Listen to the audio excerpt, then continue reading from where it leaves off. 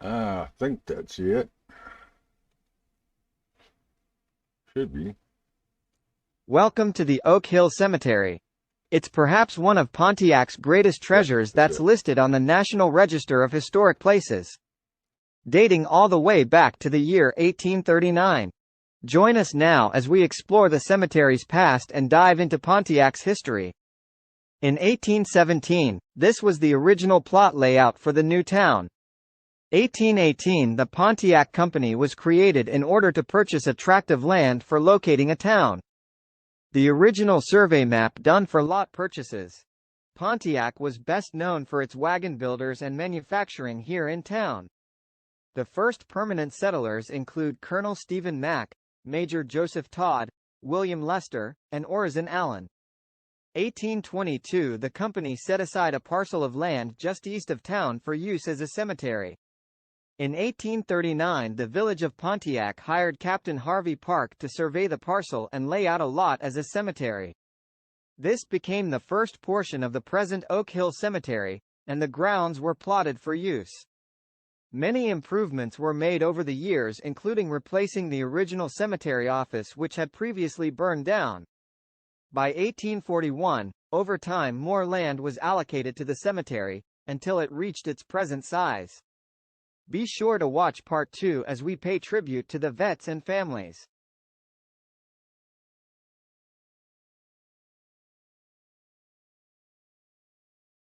Come along now and join us as we visit the vets. In Part 2, a cannon was situated near the graves of three of the most prominent veterans in Oak Hill in 1870. Moses Wisner, Israel B. Richardson, and Brigadier General Joseph Copeland. Here are some facts about these officers of the Civil War. This will help you understand their place in the history of Pontiac. In 1859, Moses Wisner became governor of Michigan. He was born in Springport, New York on June 3, 1815. In 1837, he moved to Michigan and settled in Lapeer County, where he worked as a farmer and studied law. He was admitted to the bar in 1841, and then established his legal career, serving as the Lapeer County prosecuting attorney. Wisner first entered politics in 1854, as an unsuccessful candidate for Congress. He next secured the Republican gubernatorial nomination, and went on to win election to the governorship on November 2, 1858. During his tenure, construction on state roads was advanced. 4 new counties were formed. The general registration law was sanctioned. A law department was created at the University of Michigan. The St. Mary's Ship Canal was revitalized. After completing his term, Wisner left office on January 2, 1861, and retired from political life. In 1862 he organized the 22nd Michigan Infantry, of which he was commissioned as a colonel, however before seeing any action. In the Civil War, Wisner contracted typhoid fever and died. Governor Moses Wisner was then buried in the Oak Hill Cemetery in Pontiac, Michigan.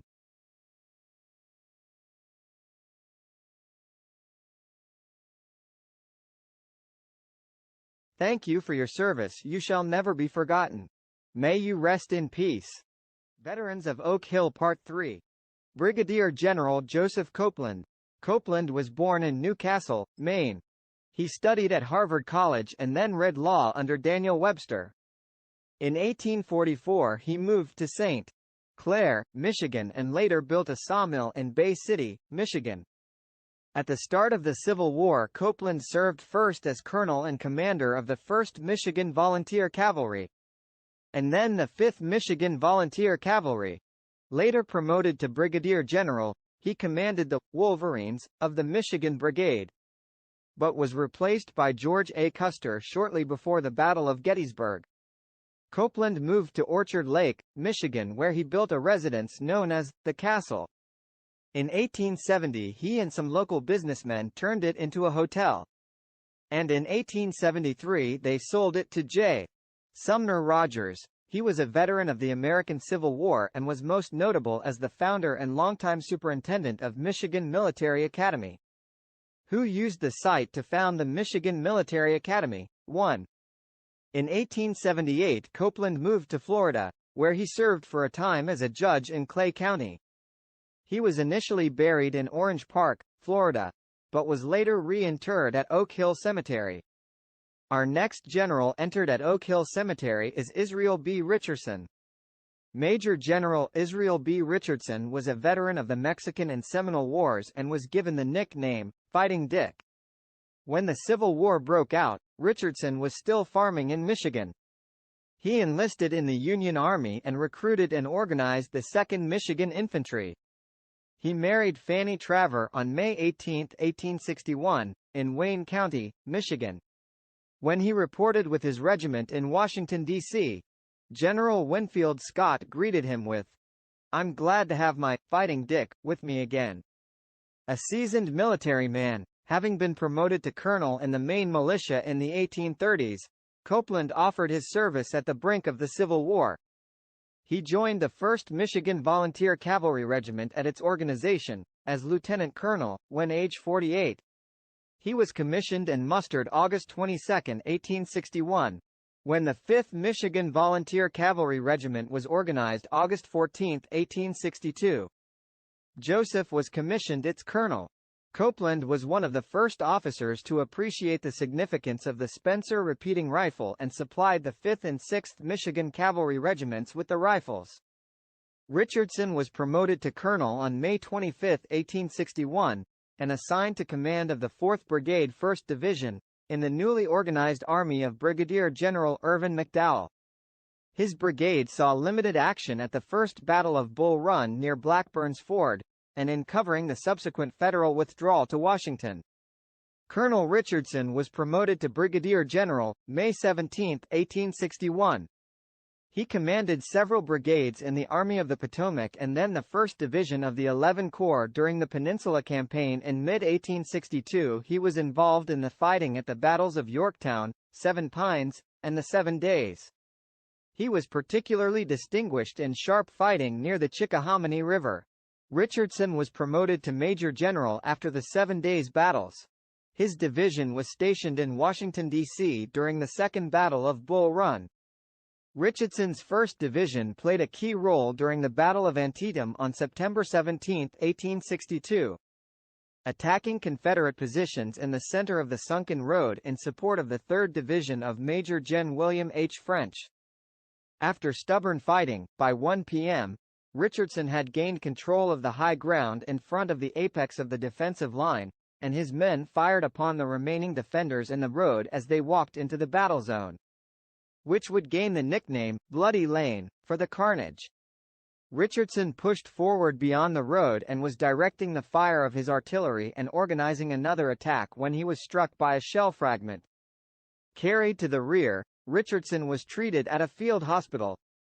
His wound was not considered life-threatening. He was given a room in Major General George B. McClellan's headquarters, the Pry House.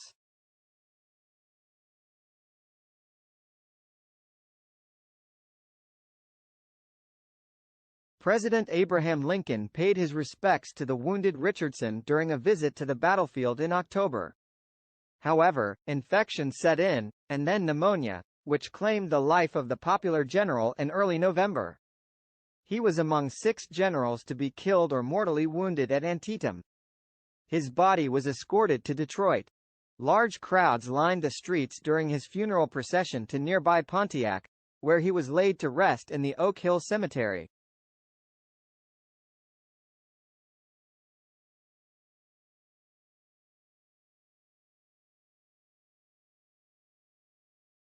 So why are these veterans so important, you ask? Well, this will answer that question.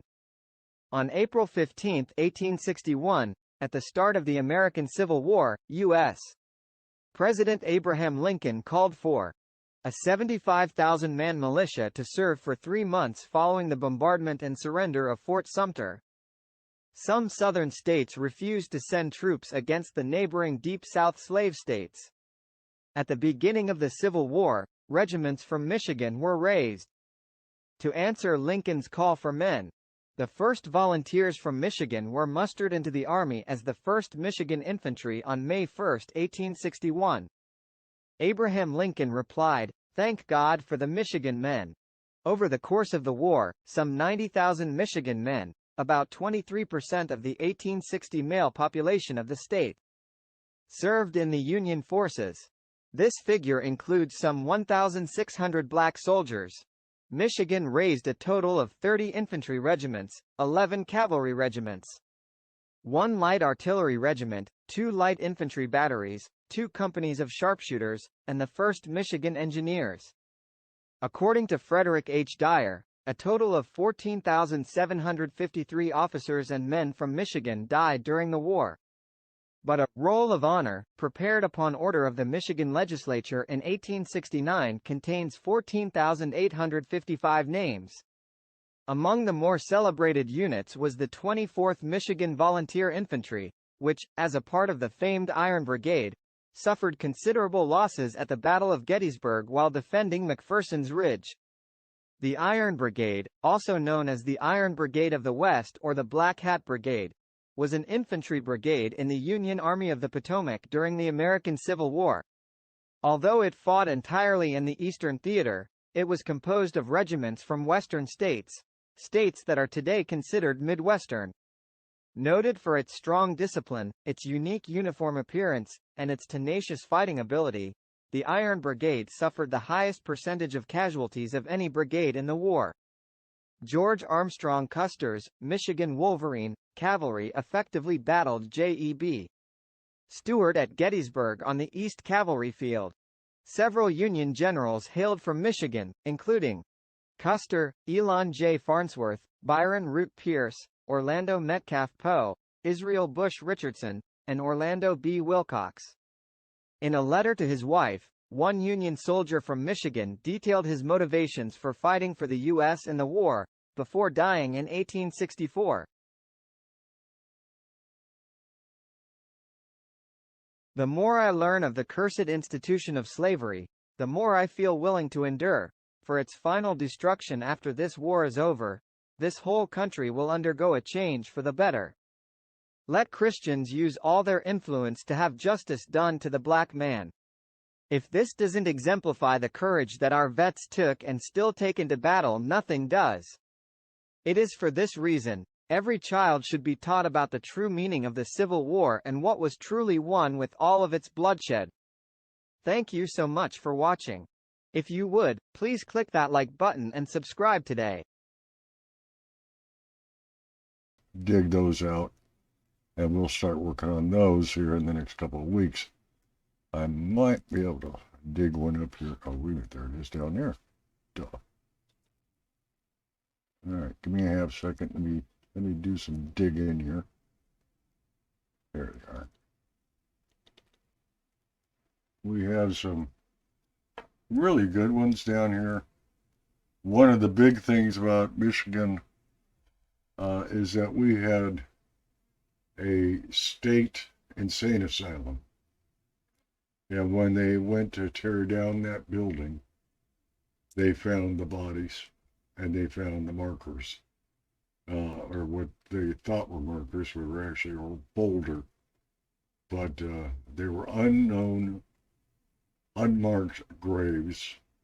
So what they did is they went back through the records and they traced it all the way back through DNA sampling. There was an original copy of the layout of that cemetery that they stumbled across and found. And today there is, booger butt, I gotta share my screen, hang on. It's a little fuzzy, but if you'll give me half a second, I'll bring it up for you. Where the heck did it go? I want the other one. There we go.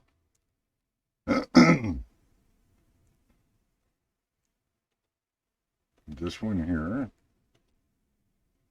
is the actual list of names. And if you notice, it's hard to see, but they're numbered with the actual name behind it. And then the other thing that they had out there was a really super nice tribute to them. And this is the front side. Oh, you're going to do it that way, aren't you? Get out of the way. All right, we'll just, I don't want to do that. I want to open it. There we go. Really? Helps you hit okay. Duh. There we go. This is actually the cemetery itself. I can get rid of this one because that'll work. And why am I not sharing here? That's window. Yeah. Okay. There we go. And this one, you can actually see what's going on here. I gotta slide me over here. Hang on, I gotta adjust the screen. But this was what they found out there. And they brought the headstones back with them. And actually interred them at the Oak Hill Cemetery here in Pontiac, Copeland County. And you can see a picture right here of the original building. So, yeah, that one was a gut wrencher when I went out there and actually walked the property with them. There was some other very interesting sites out there as well. And that's going to be a long, tedious process to do those as well. So, once again, thank you guys for joining me. I hope that you'll come back, leave me a comment down below, and, you know, put a thumbs up. Let me know that you were there watching, because I have no clue how many people actually watch this over the next few days. But if you use that thumb, I'll have an accurate count. Not that it's going to mean anything for me, other than I know somebody paid attention and took the time to do that. And if you want to hear more, you want to see more, give me some ideas. Let me know what you want, and we'll bring it to you if I can. So again, thank you guys. I really appreciate it. You guys have been awesome. And until next time, I will see you guys later. And then have a beautiful week. Try to stay warm because it's now fall. And it's getting bloody fucking cold out there. That's for damn sure. All right. I love you. Take care. Have a beautiful day.